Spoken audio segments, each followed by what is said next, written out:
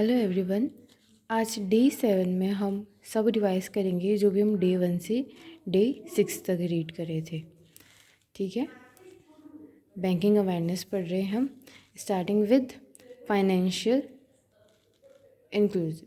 इसके अंदर क्या होता है, ये एक वर्ड है, इसका मतलब क्या है, it is for the effort to make financial product and services available and affordable to all individual and businesses।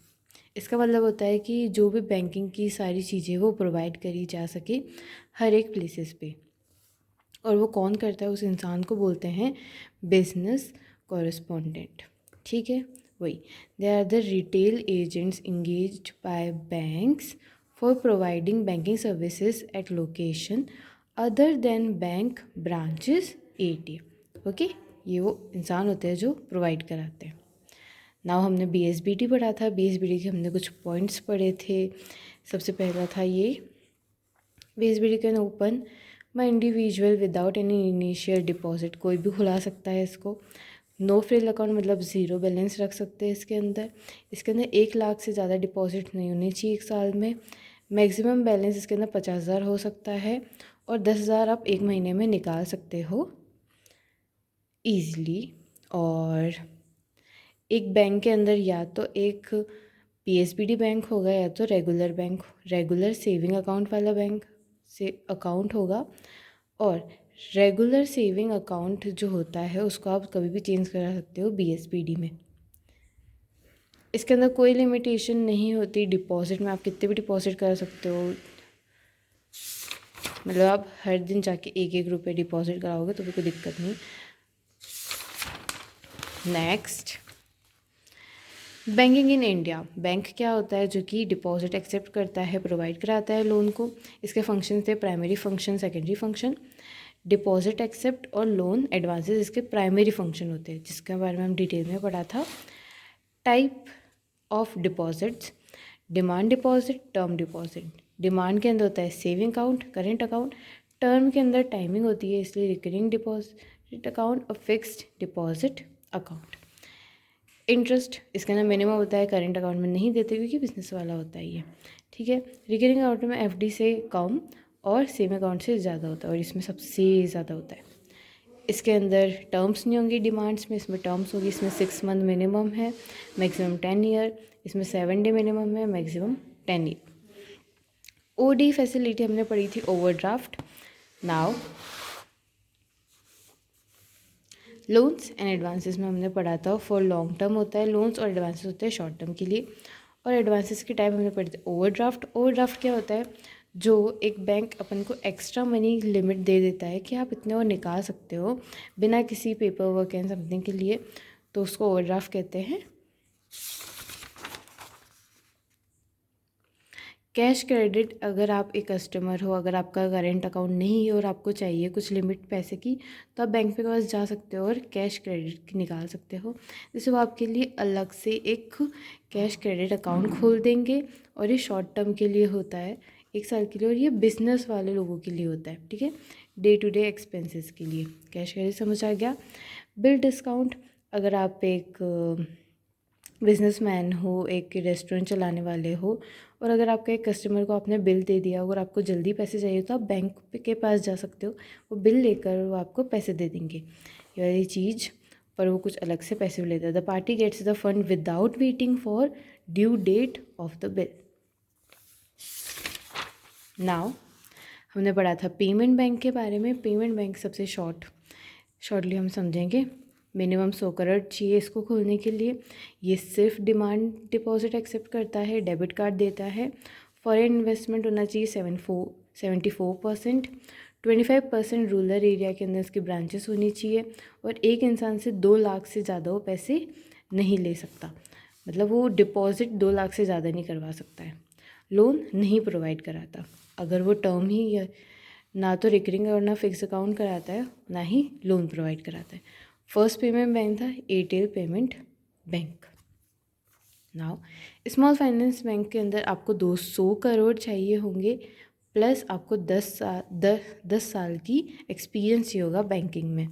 ठीक है। और ये क्या काम करता है, small bank offer both deposit and loans, deposit और लोन दोनों चीज़ों को प्रोवाइड कराता है।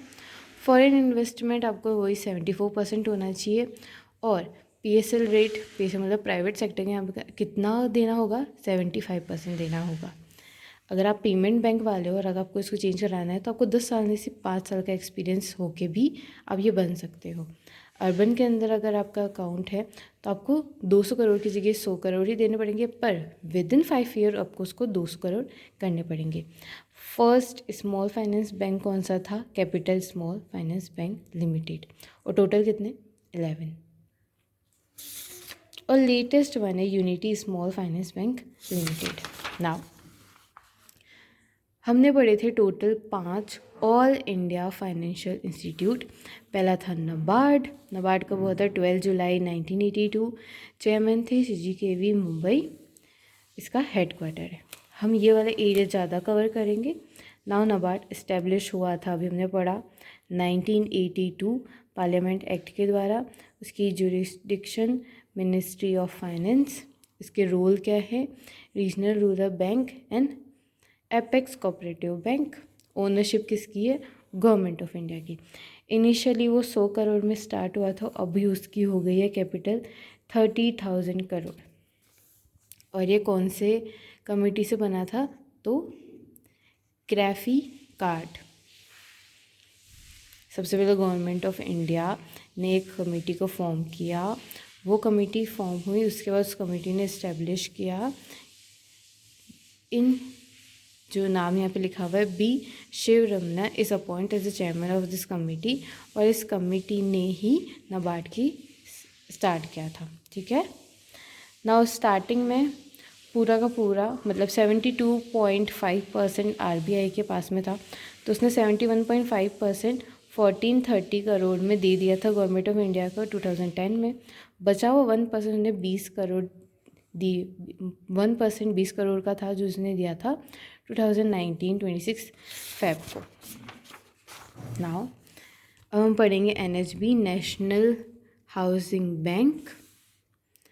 NHB इसकी कमेटी क्या है, NHB setup based on the recommendation of C रनगज committee. Okay, the name is typical. Now establish हुआ था 9 जुलाई 1988 under the national housing bank act 1987 में।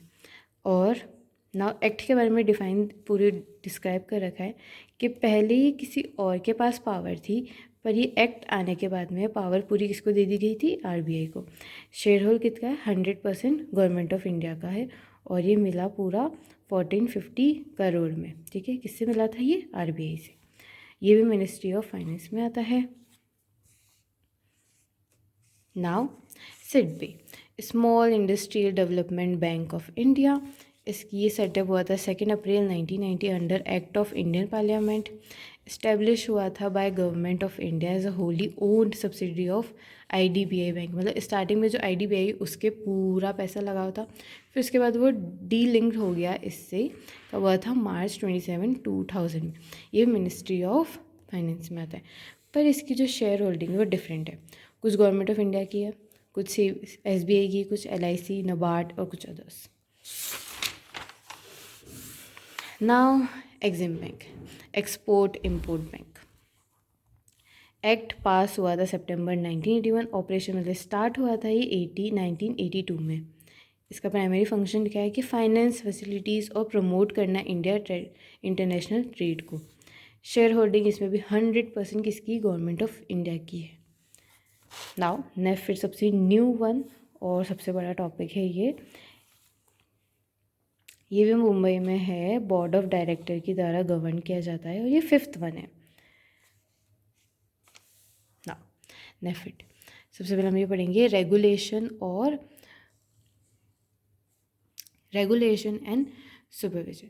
रेगुलेट किया जाता है RBI के द्वारा, सुपरविजन भी किया जाता है RBI किस सेक्शन के द्वारा किया जाता है, 45L एंड 45N के द्वारा।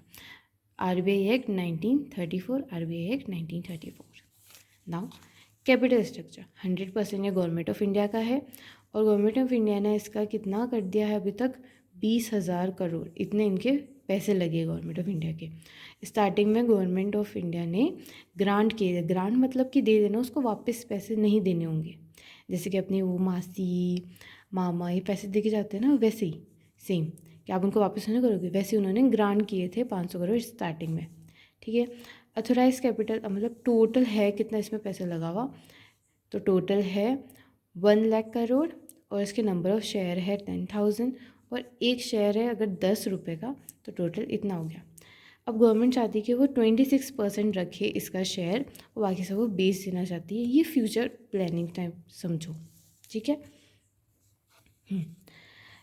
इसका बिल पास हुआ था लोकसभा में, इंट्रोड्यूस हुआ था 22 मार्च 23 को पास हो गया, फिर 25 में राज्यसभा में गया और वहाँ पे भी ये पास हो गया था।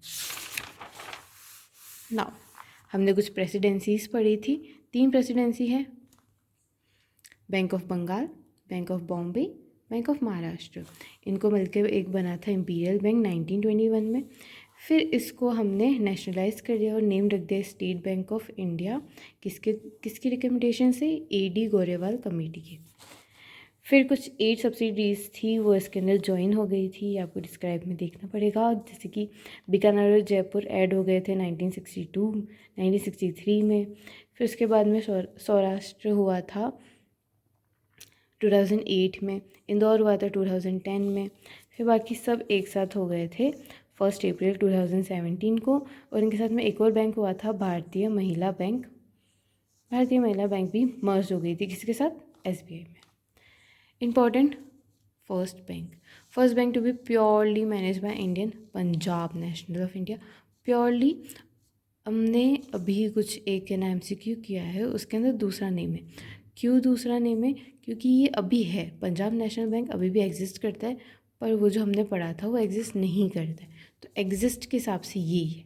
ठीक है ना। First bank commercial bank which was wholly own and manage by Indian was, commercial bank तो सेंट्रल बैंक ऑफ इंडिया ही, उसको हम क्या बोलते थे? Swadeshi bank of India. First Indian bank to open a branch outside bank of India. इसी nationalisation in India. Nationalisation हमने बताया था कि अगर कोई प्राइवेट को अगर हम गवर्नमेंट में चीज़ करते हैं उस चीज़ को ये बोलते हैं। ठीक है।